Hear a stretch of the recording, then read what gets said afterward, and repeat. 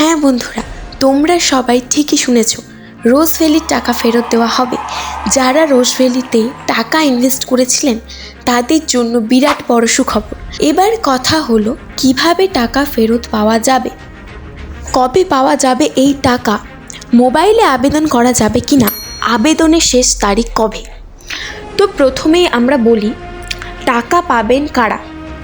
যারা এই চিটফান্ডে টাকা রেখেছিল কিন্তু কোনো টাকা ফেরত পাননি, অথবা টাকা ফেরত পেলেও এখনো পর্যন্ত পুরোপুরি টাকা ফেরত পাননি, তারা অবশ্যই টাকা ফেরত পাবেন। তারা অবশ্যই আবেদন করতে পারবেন রোজ ভ্যালি রিফান্ড কমিটির ওয়েবসাইটে। এবার দেখে নেওয়া যাক কীভাবে মোবাইলের মাধ্যমে আমরা আবেদন করব। প্রথমে আমরা আমাদের গুগল ক্রোমে আমরা সার্চ করব www.rosevalleyadc.com।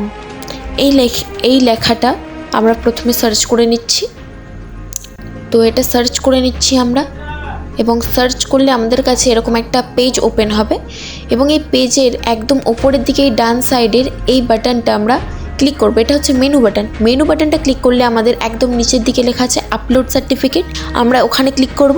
আপলোড সার্টিফিকেটে ক্লিক করার পর আমাদের কাছে এই পেজটা খুলে যাবে। এই পেজের একদম ওপরে আমরা তিনটা অপশন দেখতে পাচ্ছি, ইনভেস্টর, নমিনি অ্যান্ড আদার্স।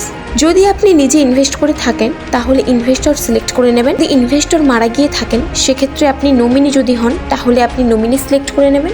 যদি ইনভেস্টর এবং নমিনি দুজনেই মারা গিয়ে থাকেন তাহলে আদার্স সিলেক্ট করে নেবেন। আমি এখানে ইনভেস্টর হিসাবে একটা ফর্ম ফিল আপ করে দেখাচ্ছি।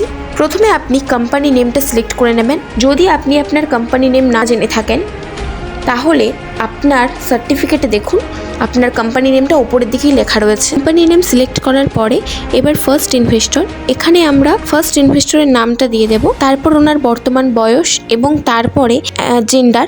আমি যেহেতু মেয়ে তাই ফিমেল সিলেক্ট করে নিলাম। এবার একটা ফোন নাম্বার অ্যাড করতে হবে যেটার সাহায্যে ইনভেস্টরের সঙ্গে যোগাযোগ করা যেতে পারে। এবার সিলেক্ট আইডেন্টিটিতে আপনি যে কোনো একটি সিলেক্ট করে নেবেন যেটা আপনার কাছে উপস্থিত, যা দিয়ে আপনাকে আইডেন্টিফাই করা যাবে। এখানে আধার কার্ড বা ভোটার কার্ডটা সিলেক্ট করাটা বেস্ট অপশন বলে আমি মনে করে থাকি, যদিও এখানে অনেকগুলোই অপশন রয়েছে, Aadhaar card, driving licence, PAN card, passport, voter card.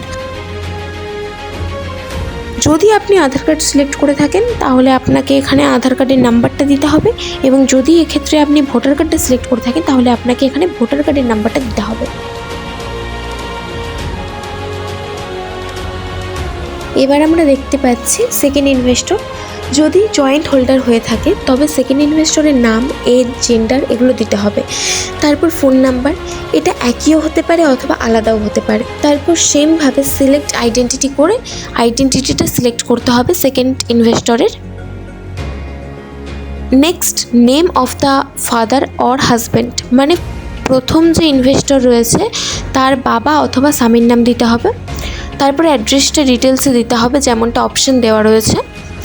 এবার স্টেট মানে রাজ্য, আমি এখানে ওয়েস্ট বেঙ্গল সিলেক্ট করে নিলাম। তারপর ডিস্ট্রিক্ট মানে জেলা, এটা সিলেক্ট করতে হবে। এবার পিন অ্যাড করুন।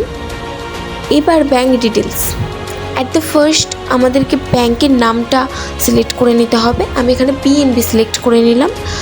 আপনারা যে যার নিজেদের ব্যাংকটা সিলেক্ট করুন। তারপর প্রয়োজনীয় ডিটেলসগুলি অ্যাড করতে হবে।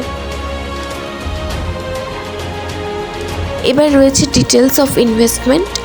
আপনি যখন ইনভেস্ট করতেন প্রত্যেকবারে আপনাকে একটি করে রসিদ দেওয়া হতো, সেই রসিদের তথ্য অনুযায়ী এই ডিটেলসটা ফিল আপ করুন। এভাবে আপনি যতবার ইনভেস্ট করেছেন ঠিক ততবার আপনাকে মেনু বাটন ক্লিক করে আপলোড সার্টিফিকেট ক্লিক করে এবং এই ফর্মটি আবার ফিল আপ করতে হবে, এবং সর্বশেষে কন্টিনিউ ফর ডকুমেন্ট আপলোডটা ক্লিক করুন।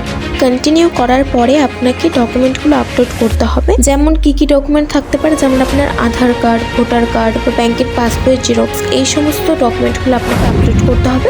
তারপরে আপনি সাবমিট করলে আপনার এই অ্যাপ্লিকেশনটি জমা হয়ে যাবে।